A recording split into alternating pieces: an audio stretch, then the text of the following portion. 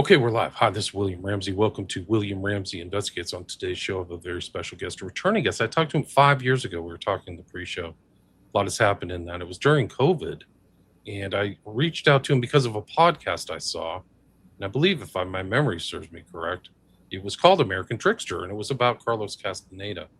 And it's a topic I'm interested in. I'm interested in 20th century history and culture, and a lot of things having to do kind of like with the I grew up in Northern California, so I grew up around all these sites and people and events and the merry pranksters who I saw all the time, and One Flew Over the Cuckoo's Nest, and some of these other characters. But Wolf, the Electric Kool-Aid Acid Test, and the Beat Poets, actually, Beats and Kerouac. So I've always had kind of an interest in that, and so I reached out to him, and we spoke.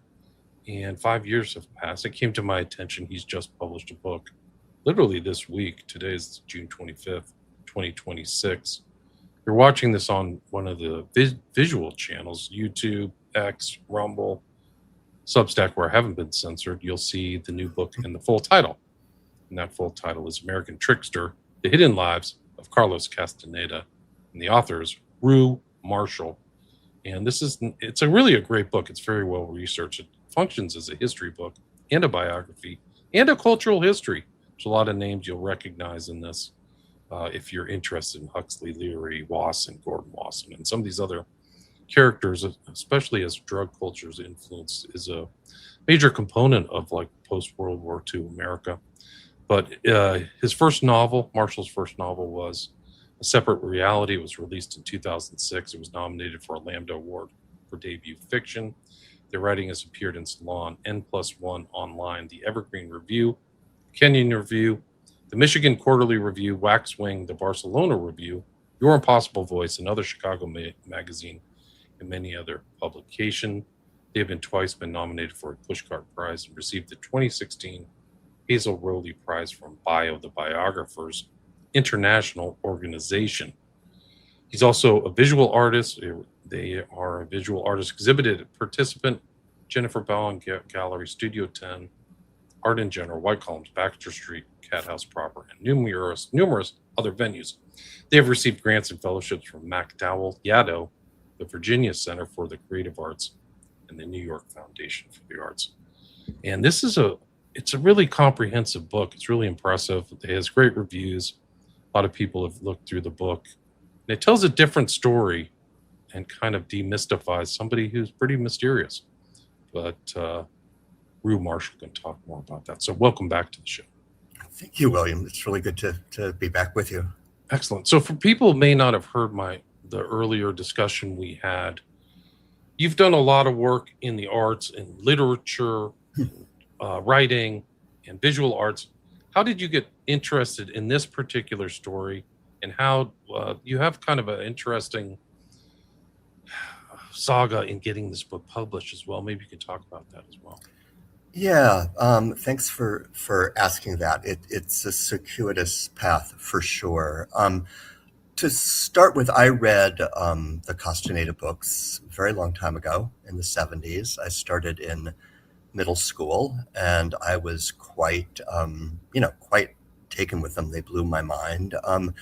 And I think I got to around book 4, and something began to seem amiss to me, and I did not continue with it, and did not, in particular, obsess about Carlos Castaneda for the next, 30 years or so. But then I wrote a novel, the which you mentioned, A Separate Reality, which is kind of I call it a queer New Age crisis of faith story, right? And I was doing a lot of kind of collaging in of different sort of New Age writers and texts in that.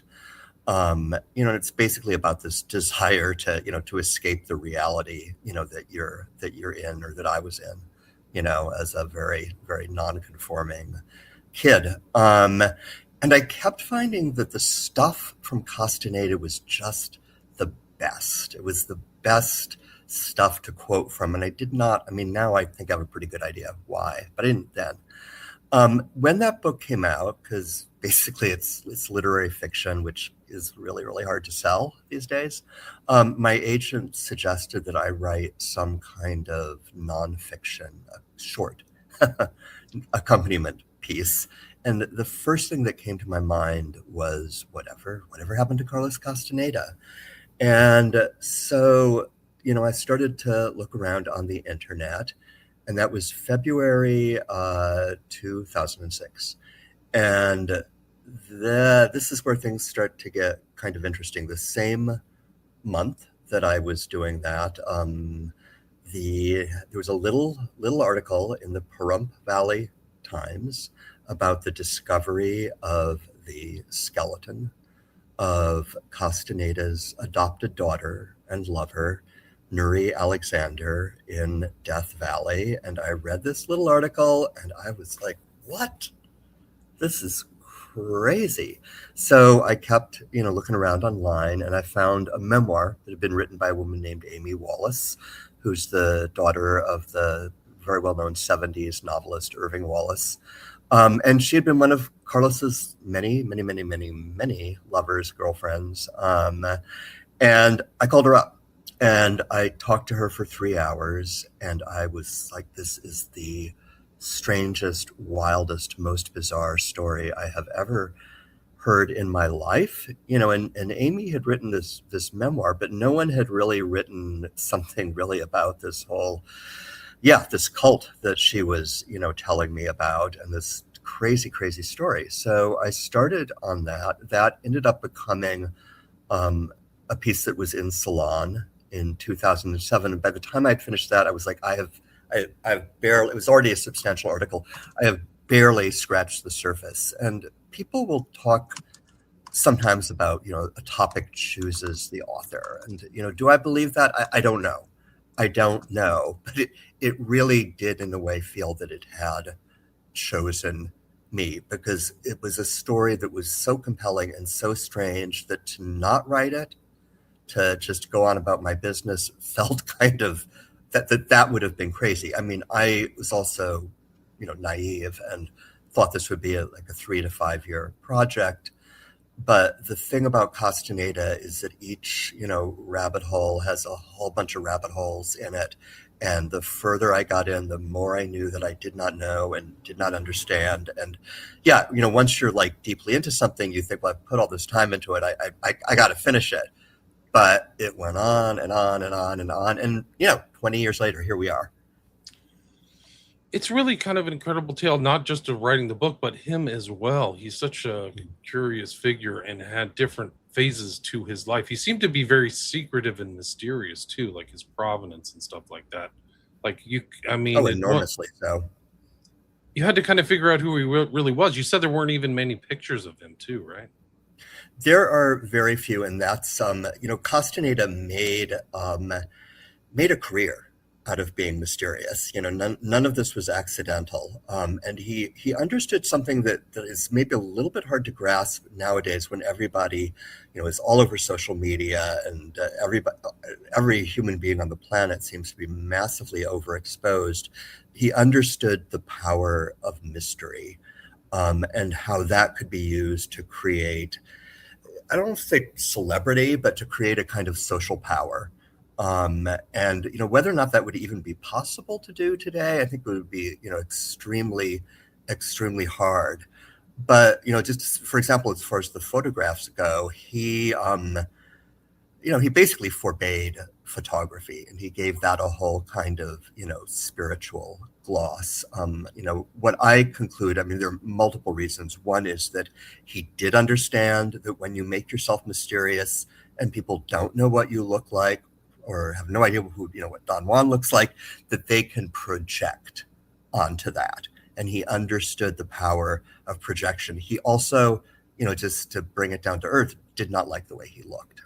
He was short, and importantly, he was dark skinned, and I think had I don't say I think, it's just clear, he had considerable kind of inner turmoil and torment over that. And, you mentioned that I went twice to Peru, which is where he was from. He also spent his entire life denying being from Peru. He would be from Brazil or Mexico. He went through UCLA claiming to be Brazil, got a PhD from Brazil, got a PhD from them without speaking a word of Portuguese.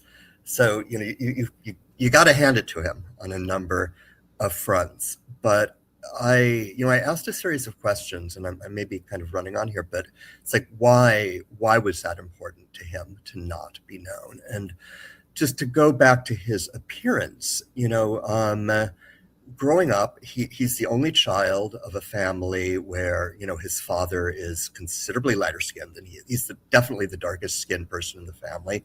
I suspect he may not really be the biological child of the father. His nickname growing up was El Negro, which a lot of people. He's from Cajamarca, Peru. They were like, oh, it's just teasing. It's not a big thing, but I suspect it was a big thing for him. So yeah. Wow. So he came from Peru. He was always telling people he's from Brazil. And you Yeah. traveled there twice. It's like a beautiful area, but it kind of answered some questions about how he got his start in this kind of what we would call new age, but maybe it's called like interest in esotericism. Can you expand on that? Yeah, well, if you go to, it's what we call now shamanism. Nobody there when he was growing up would have used that term, and it's a term I have some issues with because it's so broadly and loosely, applied. But brujeria, it's everywhere. It's like there's nothing in particular kind of special about that. Um, and yeah, that's just a part of where he was coming from. Yeah, That brujo. So it's B in Spanish, it's Brujo, which is that's right. like an important It's like a component. sorcerer. Oh, yeah, just giving a little translation. Witch, a bruja is a witch. Brujo, translated however you want. It's a male warlock or whatever. So but it's kind of like, so he grew up in that environment is and it's a very ethnic. I mean, I guess it's probably like that in South America where you have the indigenous and then the Spaniards, and he Well, I like think it's important. He's mestizo. This is actually really important. He's not. Because I'm getting a lot of stuff on the internet now about this. He's not indigenous by any kind of stretch of the imagination. There's more. The majority population in Peru and the majority population when he was growing up is mestizo, and there's a very clear kind of social divide there. I mean, he's exposed to that because it's just part of the culture, and everyone knows about it. But he's not of that. He's not from that. so he is born in 1925 and somehow he makes it to the States, right? He kind of, you say he flees Peru, right? Yeah. There are a lot of factors here, but the immediate factor for him coming, to the United States in 1951, excuse me, is he's impregnated a 13-year-old girl. And what the story behind that is, there's some zone for speculation there, but the immediate thing was that he was not going to, get married to her. He saw, his life, basically the life that he wanted to have, ending. So he comes to the United States, and then he begins this process of, transformation. It's his name, his birth name is Cesar Arana, and we're gonna hopefully get back to the history of the Arana family. Um, but yeah, her family, they're after him. They want child support, and they managed to track him down, and so he's not interested in paying child support, and he starts changing his name. Um, but yeah. And that's it. So he leaves, but he's kind of older. He's not 15. He's in his 20s when Oh this yeah, no, happens. he's 25, I believe. Yeah, 25, right? 25 years old. He's in art school. Yeah. And so he comes to the States and reinvents himself, right? So and he comes at really an interesting time, right? In the fifth post World War II, as all this Right. kind of maybe new ageism or all counterculture, maybe if you will, is taking place? Yeah, well, there's this sort of, beginning to be this influx of, of Eastern religion is happening. And, my book it is very, obviously it's very critical of Castaneda, but something I would want to say in his favor, and I think this is what's interesting and complicated, is, he really does have a kind of sense of mission. He has also enormous, grandiosity, but he wants to be a teacher. And that's something that is apparent, well before he comes up with the idea of Don Juan. But he wants to be a kind of a wise man, and he is immediately sort of interested in all of this kind of, New Age religious stuff that's going on. He ends up he lands in Northern California, but within a year he's down in the LA area, where there's all sorts of stuff that's going on. There's just kind of efflorescence of different kind of, swamis and teachers of all sorts, and he goes and partakes of the buffet. And I do try in the book to show where different parts he was taking from. But he's also, we were talking about this earlier, he's interested. I don't think he's thinking of it as like, oh, I'm going to start a cult, but he's very interested in other people who now we understand as having done that. He tries to go visit L. Ron Hubbard. There's a group called Moral Rearmament that he goes to meetings of. So he's fascinated by this. He's studying it. He's studying it, how it works. His wife is a woman who later marries, is a follower of Yogananda, so he's interested in that. Not so much in the teachings, but in how they run the organization. Interesting. So he's interested in kind of the behind the scenes mechanics. He's just my intelligent guy. Like according to like what I read in your book, these people said he could really talk. He's verbal. He could talk He's well. brilliant, and he's also like incredibly charming, and he's a seducer. And that's really important to understand. The name Don Juan does not, come out of nowhere. And in speaking to people at, UCLA, where we'll get to this, but he basically, fooled a lot of people. But people would tell me, we weren't so much fooled as we were seduced. And in person, the in person Castaneda is not at all like this kind of very serious, uptight character who there's this character Carlos, in the books. It's not the same person. That becomes apparent very fast. It's the real Castaneda, the real Carlos Castaneda was incredibly charming, incredibly seductive, incredibly funny. And so many times I would talk to people and they would say, I don't even remember what happened or what we talked about. All I remember is we were laughing our heads off. And he used that in a very interesting way to kind of, introduce ideas that would be kind of introduced in this way where you're not sure, is it a joke or is it not a joke?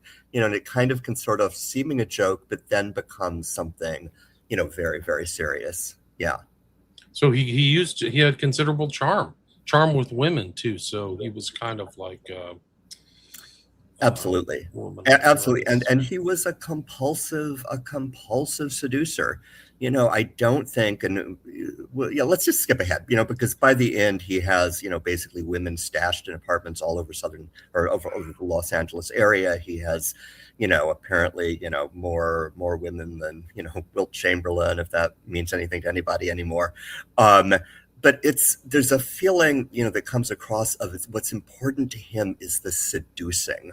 It's having that kind of power.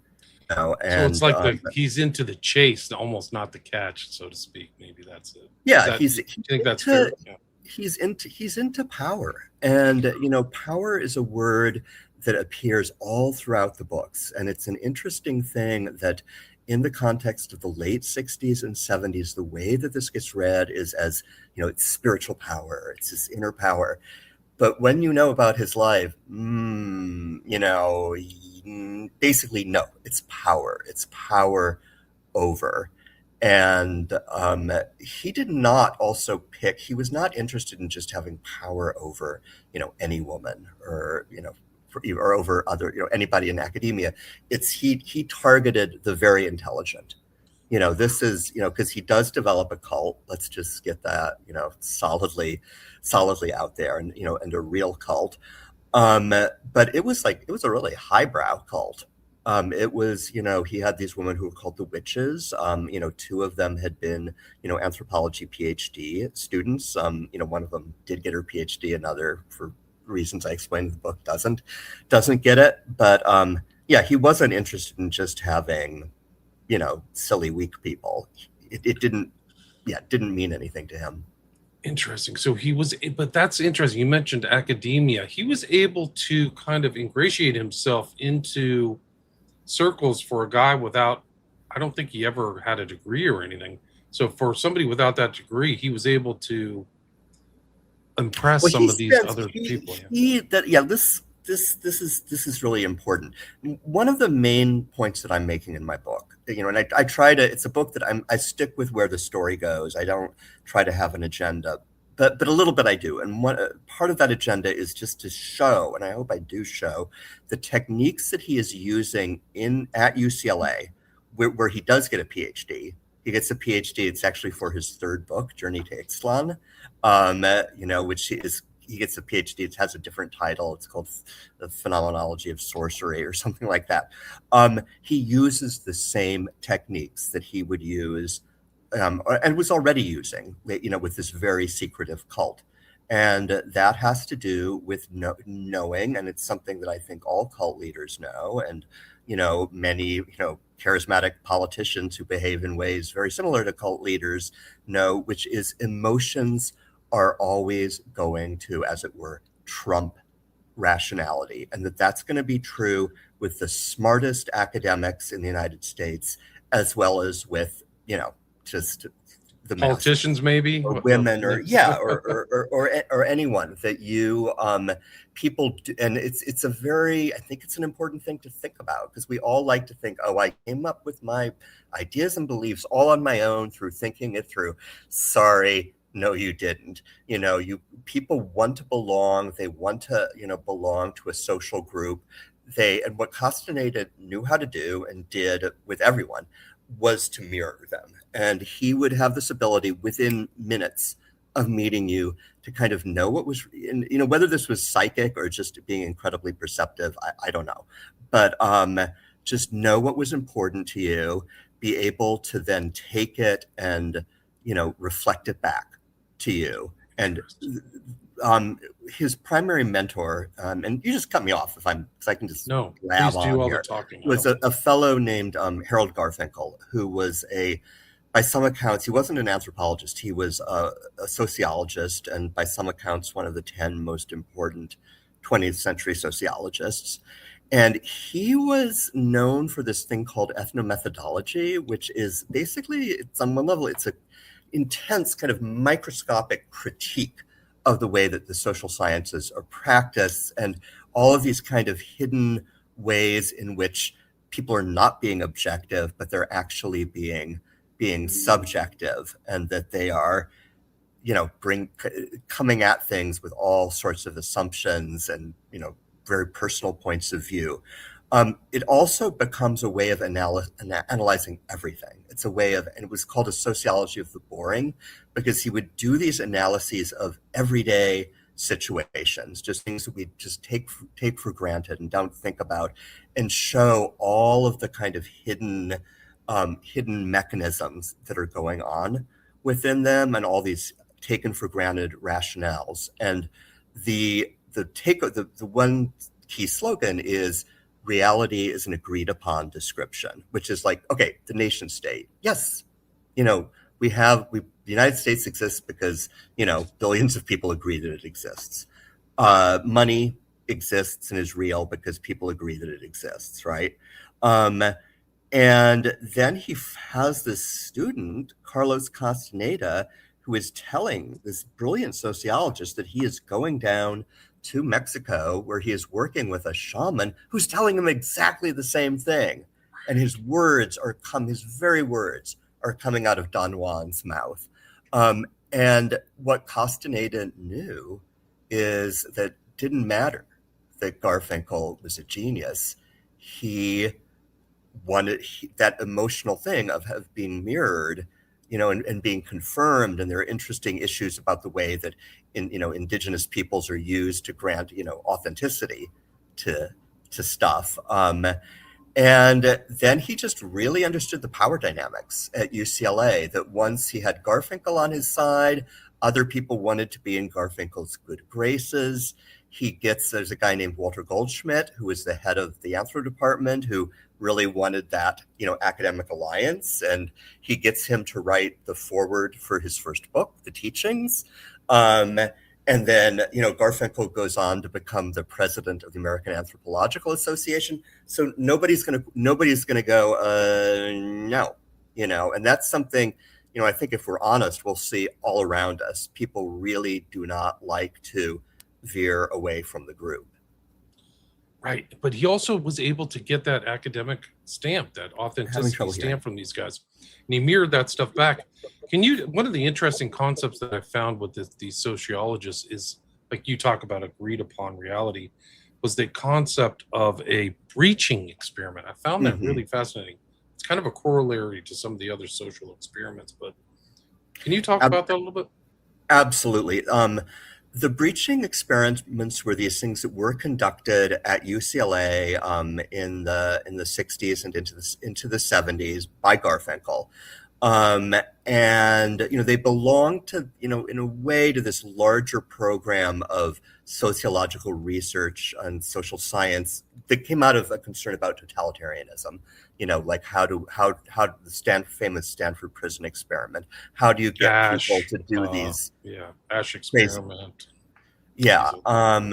And one of the breaching experiments an example would be that students would be sent home for the holiday with the instruction to behave as if, not as if they were part of the family, but as a boarder, and to show how quickly that would drive people crazy. Because they weren't real experiments. They were sort of demonstrations of Garfinkel's theory, that there were all of these hidden agreements about how people behave, and that he was trying to show what would happen when these get breached. My favorite experiment, which I talk about in the book, which I think there's evidence Carlos participated in, was people were told it was a psychology experiment, and they were told, we're going to try this new form of psychotherapy in which the therapist is just going to give you a yes or no answer.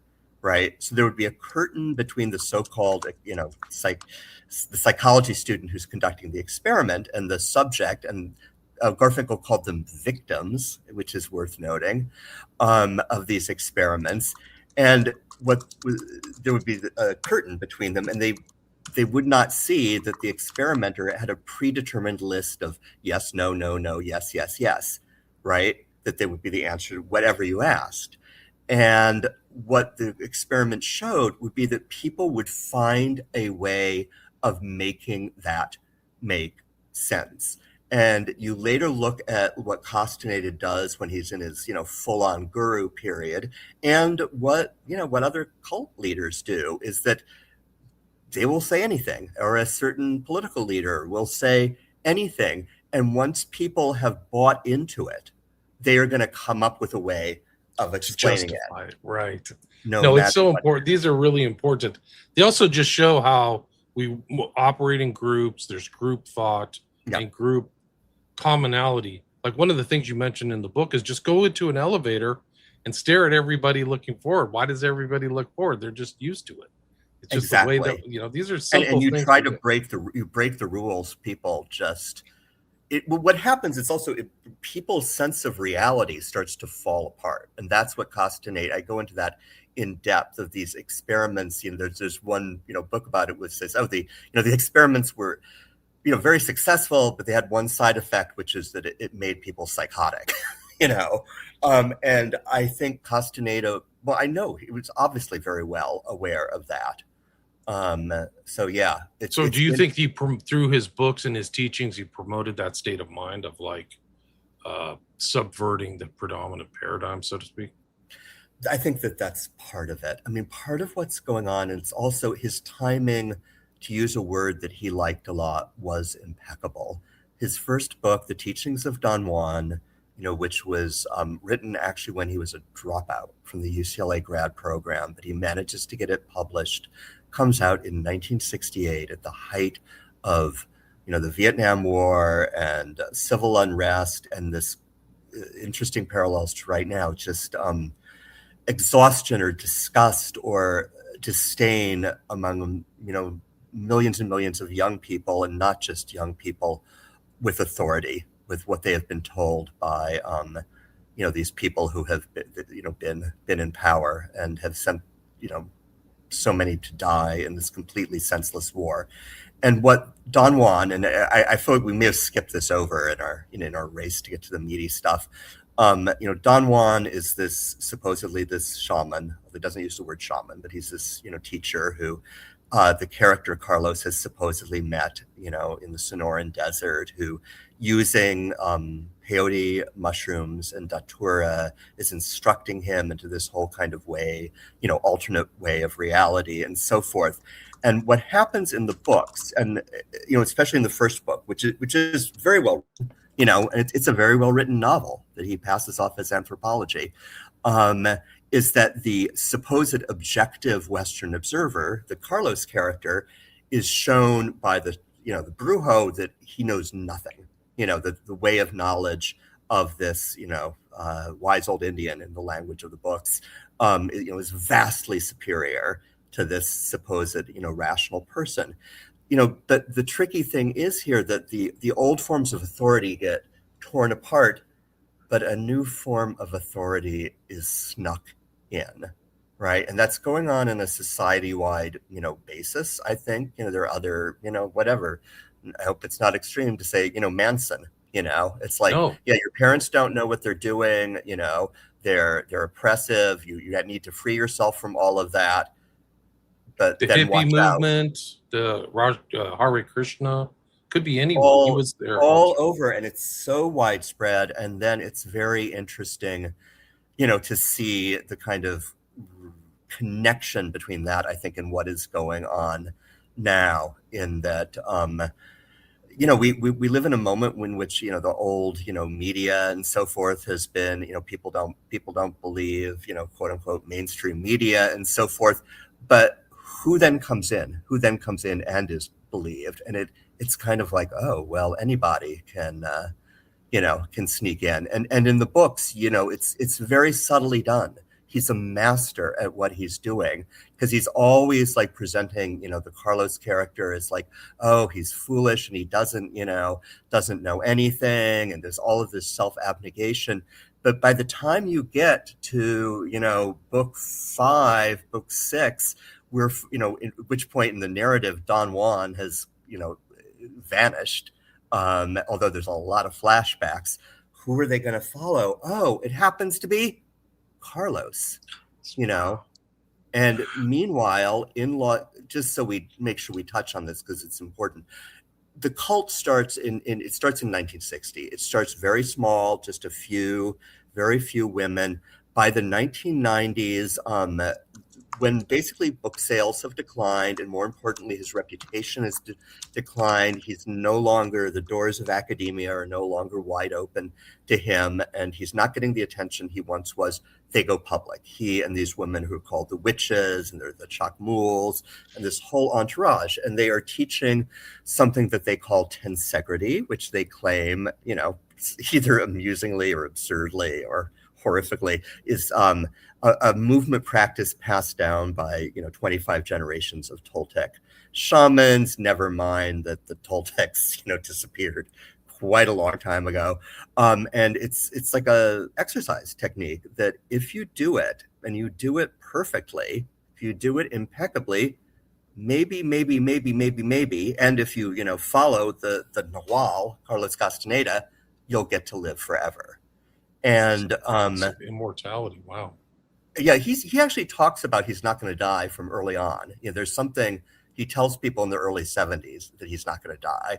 So there's crazy there from the beginning. But the crazy gets crazier, or the narcissism gets more and more malignant. And it's something that people like him, however you want to label them, he needed attention. He absolutely, they do not like to be alone. And as you know, they're told he's not going to die.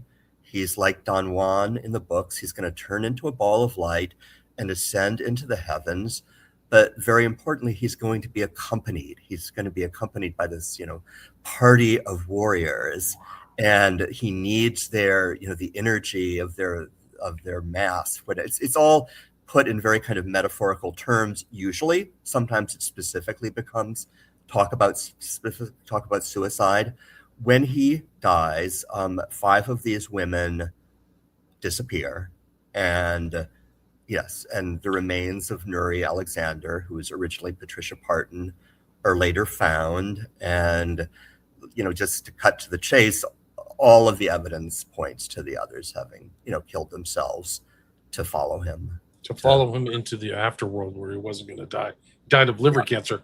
But he kind of attained what he wanted. Wasn't this book? I mean, the book, it still bounces around New Age or whatever, countercult, whatever you want to label it. Still published by University of California as cultural anthropology. They know it's not, but they do it anyway. Well, can you expand on that problem? Like, do you think he's done a great disservice to anthropology and indigenous type studies? Well, to the latter, for sure. I would say, because I try to be balanced here, there's a way that he makes a contribution to anthropology, which is that he's part, and nobody really wants to acknowledge this in anthropology anymore. It's one anthropologist, it's so schizophrenic, because his influence was big. First of all, a lot of people became anthropologists because of him. And also there's, at the time that he's writing his first book, there's still this kind of model of like the Western objective scientist who, usually like, some white dude from the United States or Europe, who is studying these other cultures. And he turns that on its head. Now, there is a little problem in that the shaman in the books, what he's saying has nothing to do with the indigenous people who he's supposedly saying about that.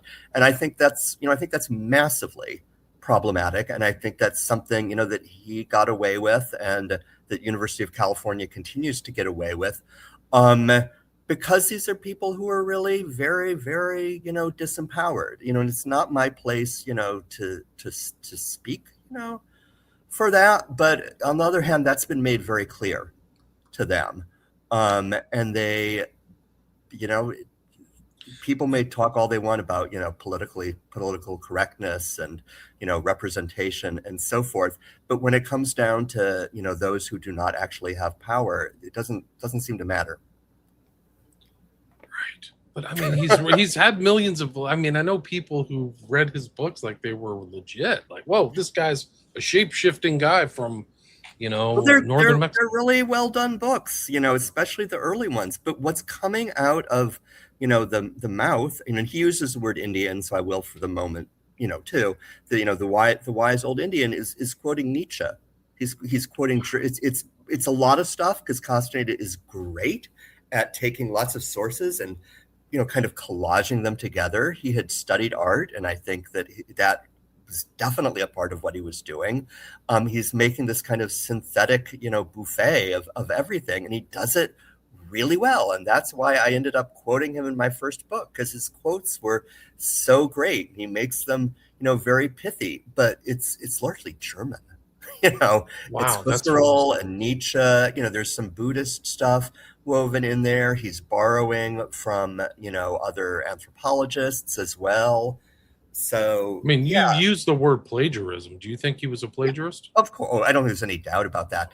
And I think you mentioned, or maybe when we were talking earlier, Richard DeMille, who was his first major debunker, who was adopted son of Cecil B. DeMille. And DeMille's story is interesting. And going back to Scientology, he had been, targeted by Hubbard as a child of a celebrity and had become involved. And this was just back when it was Dianetics. He becomes, L. Ron Hubbard's, right-hand man for a while. And then he figures out, no, and he separates from that. And 20 years later, he starts reading these Castaneda books and it's important to say, for 5 years, although certainly there were rumblings, at least as far as the public record goes, as far as the anthropological journals, as far as, with one exception, and as far as the New York Times, the Nation, Harper's, everybody accepted this as anthropology. And people want to say like, oh, we all knew. Well, yeah, but that's not what the record shows. Um, and yeah, I think I lost my train of Yeah, thought no, there. but it's just the fact that this was put forward to the public as like a piece of legitimate, like Wasson. It almost emulates the story of Wasson, which is a real story, which is Oh, he attached stole to from MK Wasson. Ultra, believe it or not. Absolutely. What's that? Absolutely. And Wasson, though, because I want to give credit where it's due, he was the one person who pretty early on, smelled a rat because, and if people don't know who Wasson was, R. Gordon Wasson, who was actually a banker, I think with J.P. Morgan, but an amateur mycologist who had gone down to Mexico and met Maria Savina and basically introduced, what we call the magic mushroom to North America, and had written extensively about it. He reads this Castaneda book where, wait a second, they're smoking mushrooms.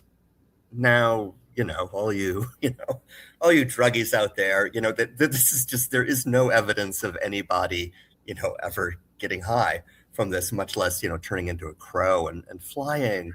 Um, so Wasson, very politely writes to Castaneda, and it's one of the few people Castaneda at this point responded to because he knew how important he was. He's like, "Can you send me a sample of the mushroom?" And Castaneda, of course, "Oh yes, yes, of course I will." Of course, the mushroom never shows up. So by the second book, Wasson, writes a scathing review, but it's in a journal called Economic Botany, which doesn't have a really wide readership. Yeah, like 10 readers or something. Yeah, 100. I don't know. What economic botany? It's not until the first person to really call it out publicly is a woman named Joyce Carol Oates, who writes a letter to the editor of the New York Times in 1972 saying, "Am I the only person who thinks these are novels?" Because she's a novelist and she recognizes a friggin' novel when she sees one, which the people in the anthropology department at UCLA, siloed in their world, did not recognize. Wow, interesting. It is interesting that he was able to really make an impact in academia and let it slide, like nobody critically analyzed. What was Watson's book on the mushroom? I'm trying to remember. Oh, something mushrooms in Russia. It's like 3 words. I don't remember it off the top of my head, but he'd written an article in Life magazine, I think in 1957, that was really the thing that started. It's mushrooms, Russia, and history of mushrooms in Russia, something like that. His wife was also a mycologist, Valentina Pavlovna, I think. I may be getting that wrong, who's Russian. So, yeah, and he was a brilliant amateur also, who became, so there's an interesting parallel there. But Castaneda was definitely aware of his work, and there's a bit of Maria Sabina in the story. And this Puharich was taking place. He's in your book too. I've done a show on him. Was he connected to Castaneda? Yeah, it's interesting because, can you tell me what Puharich's book is called again? It's another mushroom book. Gosh, anyway, I know it. I'll find it. But according to more than one source, Castaneda, he's gone to Los Angeles City College, where he's gotten an AB, I think it is, and then he enrolls in UCLA in the fall of '59. He's a psychology student then. He's basically studying psychology and creative writing, and no anthropology at first. Then the second semester, it's almost all anthropology. So what happens there? Oh, you got it, the sacred mushroom. And the story that I've been told is that Castaneda reads this book, and a little light bulb goes off, which is that in the book, Puharich is investigating. I'm not. I don't know enough about it to have any opinions. I'm a believer and a skeptic, but that he interviews this sculptor who is channeling, an ancient Egyptian deity, right? And mushrooms are involved in it. And Castaneda really, as I was saying, he really did want to be a wise man. He had a sense of something. What it was often very undefined, but something to teach people. But he wasn't really maybe having that much success getting people to listen to this, not particularly this. He was a taxi driver, who had basically a failed artist, taxi driver, trying to spread this wisdom wasn't working. But that if you had a source, someone else who was, telling you the wisdom, that was a much better kind of methodology for it. And that's hence, Don Juan is born. Gotcha. I mean, it really is an incredible story that he got away with it for so long. Do you think that the kind of exposure in time in 73 really did deflate it? Because for me, in my social circle, nobody knew the kind of critiques about Carlos Castaneda. I mean, so like if slowly, yeah, slowly. Slowly and kind of remarkably slowly. There's never a definitive moment as there was with, for example, with, for whatever it's worth, with, Oprah and James Fry, confronting him. That never happened, partly because, Castaneda was very smart, and that's part of why he's keeping himself so mysterious and nobody, knows where he lives or what he looks like. He's not. There are just three extant radio interviews. He's never on television. So he doesn't allow that to happen. And he also, had charmed the shit out of, people at UCLA. And nobody wanted to be the one who said, we've all been dopes. He had one professor, Ralph Beals, who was actually an authority on the Yaqui. And Castaneda is briefly in his class and, tells him that he's going down to, the Sonoran Desert and interviewing this guy. And at first, Beals is encouraging. He's like, I've never really heard of shamanism down there, but, whatever, maybe there's something new. And then, he's like, it doesn't make sense that you were doing this all on the weekend. And if you look at, I got into like what the bus, because apparently he meets Don Juan at a bus station. You look at what the bus schedules were and how long it actually would have taken him to get, to Nogales from Los Angeles. It's, it's a stretch. It's a real stretch. Days, yeah. And wow. Beals is, where are your field notes? And then what does Carlos do? He just disappears. And it's a big campus. He enrolls in another section of the same class. And, but then later on, when, his book is coming out, you have to wonder why no one went, and it's a book that is supposedly about the Yaqui, go to the one person who actually knew something about it. And I think the reason is just because they didn't want to. Because they were, first of all, they were personally smitten. Second of all, they were, Garfinkel was having, it's validating his theory. It's so like, he's mirroring this to Garfinkel, right? Well, yeah, you're right. At this moment that, Western, culture is, there is a critique, starting to happen that is very much still, now in the air. It's like, oh, I'm not just, somebody, because Garfinkel was modeling himself on phenomenology. I'm not just this, descendant of the German phenomenologists. This is actually what, the, indigenous people believe. And that gives it this kind of interesting authority in the moment. And that still happens, all the time, as if somebody, claims that something is, this is an herb that, is being used, on the res, it's like, oh, it must be good, the sacralization or whatever of all this stuff. Faux sacralization and exploiting. There's a really good book called Playing Indian by, what is his name?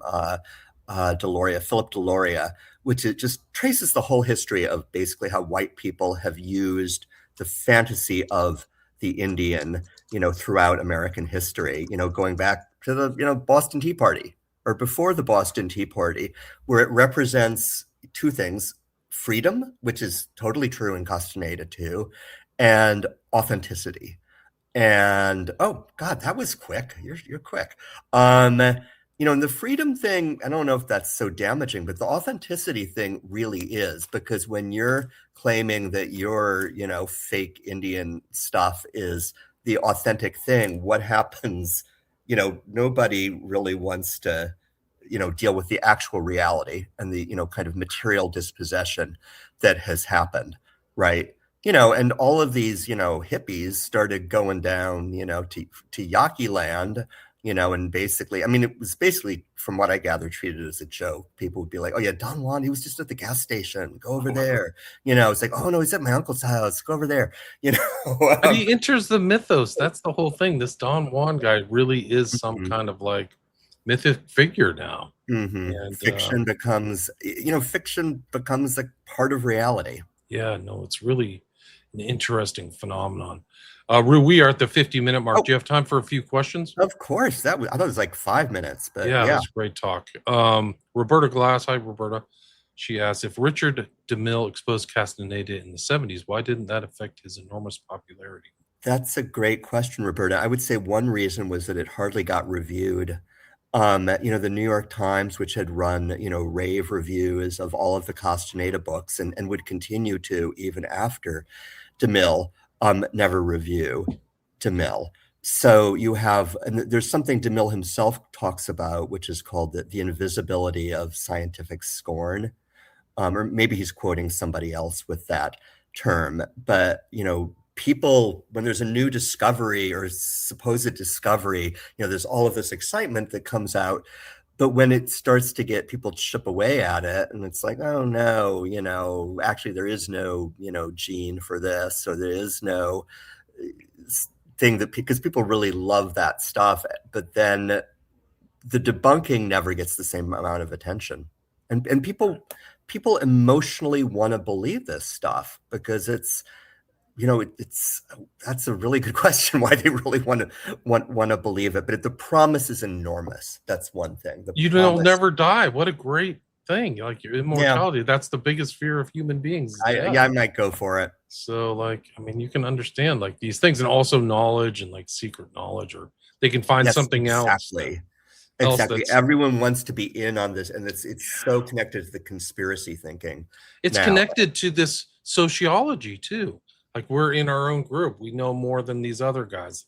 It's this whole phenomenon takes place over Scientology, probably whatever Castaneda's cult was internally, whether it's tensegrity or whatever. Well, yeah, Scientology is a monster. That's a whole nother show. It's incredible, though. I feel like he might have got some information. Like he knew what Hubbard was up to. Oh, he did. He tried to meet with Hubbard, so he was paying attention. There you go. What were Castaneda's final years? Well, he started becoming ill. The first signs are in 1996, 1997. By 1997, it's pretty evident. But that's really interesting because there's a group belief that he can't. They really believe he's going to turn into a ball of light. It happened in the books. The books were, anthropology. It sounds crazy, but that's the reality.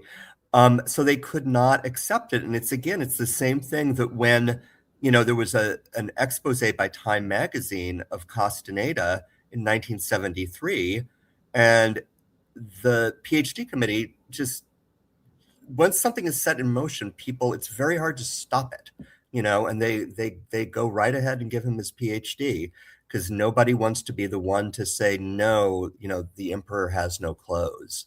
That's a really pertinent myth or tale for this. It goes right back to the Ash experiment, right? Oh, that line is just like everything else. Sure exactly, is, boss. Solomon Ash, yeah. Witzius also adds, coincidentally, I just read Jason Horsley article on cultural engineering studies wherein he mentions Castaneda. I haven't read it, but thank you. I'm going to make a note Wallhead, there. Fleetwood Mac wrote a song about it. Well, there's like the Eagles were very into him, Bob Dylan, and best of all, Joni Mitchell, has an album. How did I Um, start with? I'm just going ahead to the no, question. please do They're great continue. questions. With researching for the book and to find there was pushback from some people or even entities. Yes, yes, and yes. Um, well, I started by, the basic research method for this book is talking to people, and I started from, first of all, I had, talked to Amy Wallace. So I knew she was a real person, and there's lots of evidence that she really did know Castaneda. But I was like, okay, however mysterious he did go to UCLA, and there will be people who knew him. Many of them will be elderly at this point, but they're still going to be around. And you can go back and you can find out what classes he was in, and you find people, and then people will suggest other people to talk to, and you just kind of following a trail. There is some archival evidence, but it's mostly a book that depends on talking to people and interviews. There's been considerable pushback. There have been threats. And just so we touch on this really quickly, my book was bought actually originally by University of California. And that was who was supposed to publish it. What happened, and I know we don't have much time, but my original We editor, have time. We can make time. okay, my original editor, it was through the normal academic process, which is, goes out for outside review. You're supposed to make some changes. The book it's a big book, and it was even bigger, and they were, you need to make these cuts. So I spent 2 years editing the book, and then my editor quit. And I was told it's going to be like smooth sailing, from now on, and we're just gonna, no problems. But I got kicked up to the people on top, and all sorts of problems started arising. There was an anthropologist, and it's all anonymous, who's like, well, Marshall doesn't, they're misusing terms. The juiciest one was, they said I misused the word magic, like, oh, it was a magical evening. One place in the book where there's a vaguely technical use of it, because they're doing this voodoo stuff at a certain point. Um, and so then it gets sent out again, and it gets sent this time to a sociologist of religion. And this is important because this takes us to this thing called the cult wars, which I didn't know anything about before, but it's between, these terms are used with some humor, but maybe not that much humor. People who are cult apologists and cult alarmists. I would be an alarmist simply because I think they exist, and it's something almost everyone in the psych department is going to agree with. But people in this specific field, not all sociology, just sociology of religion, will tell you that's just a prejudicial term that you're using, and it's a way of persecuting people who belong to minority religions, and it's unfair, and people are oppressed, and there's something to it because the term gets thrown around in very, very sloppy ways. And yeah, it's not enough to say people had a weird belief. That does not make something a cult. What makes something a cult is its structure and its practice. And the structure and the practice are both, this is my definition, but it's drawing on a lot of other kind of sociology and psychology. It's a social structure where the whole point of it is the aggrandizement of the leader, or sometimes a very small group of leaders, at the expense of all of the followers, specifically the psychological expense, where people are drained to build up this crazy ego of this person on top for whom enough is absolutely never, ever, ever going to be enough, because they have an absolutely profound abyss of self-hatred, within them. Anyway, this guy tried to kill the book. It took me 6 months to, write a response to him, have the book be sent out for a third time, which is, Casteneda's book only went out once, and most books only go out once, and at this point it had been 3 years, and then the new reports came back, and they're like, well, you're right about cults. You win, but now we want you to cut another 50,000 words. We want you to put back in material you had taken out after the first round of outside academic review. And I was like, I don't think you guys want to publish it. This is not happening, or whatever is going to come out of this thing is going to be nothing to do with the book that I, wanted to write. I think it's a system that is very flawed in general, but it is very, I think, specifically flawed. I mean, it was naive of me, obviously, in retrospect, to think that I could write a book that was so critical of an institution and then have it published by that institution, even if it's 50 years later. because you would think of all those people are gone, but there's this institutional loyalty that is it's kind of a trip, right? That's how they keep their jobs. You're never going to change somebody's opinion when their paycheck depends on Well, it and they're people stay getting with paid the by you. program, and that's just like this basic. I'm not a sociologist, but that is just this reality that you see all the time. Is it's just some kind of like Newtonian law of inertia that things will just keep going the way they have been going, unless you know something happens to stop it. Which who knows if I'll make any difference, but we'll see. Lizzie asks, Rue, was Castaneda in a satanic cult or coven? Can you answer that? No, but he did definitely dabble. The only cult he was in was his own, right? He definitely dabbled though in stuff with the devil. The theme of the devil is in the books. It's very carefully concealed, but it's in there from the very beginning. We learn that Don Juan is he's the student of a diablero. He's a student of somebody who's a follower of the devil. And Castaneda, or Carlos, the character Carlos in the books, is the chosen one to inherit that. So it's done so deftly that really nobody noticed it. Nobody noticed it, but it's in the opening pages. In later books, the theme of the devil becomes much more explicit by the book called The Eagle's Gift. But it's very weird that it's not, no reviewer that I know of, maybe there would be like some Christian press noted it, but I didn't find that, because it wasn't what people thought. People, but had thought, oh, this book about this wonderful, amazing, magical indigenous knowledge, but no, he definitely dabbled in stuff with the devil. I think in the 80s, how much he stayed with that, I don't know, but yeah. There's some He kind wanted of theme, power. like they're talking about brujos and witches and things like that. So it's something that William asked, what is the Joni Oh, album? Don Juan's Reckless Daughter. It's wonderful. It's wonderful. And according to her biography, it's, conceived of as a dialogue with Castaneda. Sadly, Joni did not agree to be interviewed, so I couldn't get any deeper in that. But, Joni, if you're listening, I'd still love to talk to Here's you. this fictional character becoming reality or influencing culture. Adam says Cecil B. DeMille's own son found many sources where Carlos just plagiarized his work from. Yes. There's like a 60-page glossary at the end of his second book about that. So did he even have a shaman, or was it all made up? That's the basic answer is all made up. But I would say Don Juan is Castaneda himself. It's a dialogue with himself, but that self that he's having a dialogue with is also echoing many other people, primarily, Garfinkel, which is kind of a bummer when you want to imagine that it's, this indigenous guy in the Sonoran desert. But that is the greatest influence. And Castaneda worshiped Garfinkel, and his last, even though Garfinkel, by the late 70s had, figured out he'd been conned, he never spoke about it publicly and distanced himself from Castaneda. Castaneda still wanted his approval up until the very end, because he had a deep longing for academic approbation, So, his uncle in real life, or in his earlier life, he had an uncle who dabbled in this stuff. And, there's some bits of that in the book.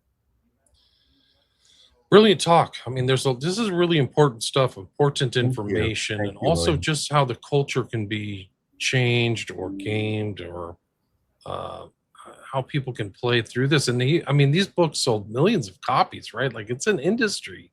Would you agree with that? They're sold like at least like I don't know, but it's like 18, 20 million copies at least. And the thing is, like, in the United States, it's mostly now people have their old copies that their sister had on the bookshelf. And now the big audience now is in other countries, in South America, in the former Soviet Union. There's a lot of Castaneda stuff, because again, it's like a matter of things getting translated. I don't think DeMille has ever been translated into Russian. I don't know if my book ever will be. So you can get the Castaneda books, but and it says, it says cultural anthropology. So, and it's from Right. University It's of real. California, They have their and own just their own messes up history of people's lives. shamanism too. Russia has their own history of Sure. shamans. That's where shamanism comes from. That's a little bit of the problem with the term, is that, it's a very specific kind of practices from Siberia, and now it's used pretty much like, oh, anybody who, dabbles in the spirit world, and whatever. I kind of have gave up on that issue long ago, but because, who am I to say? But it's now just applied to more or less anything.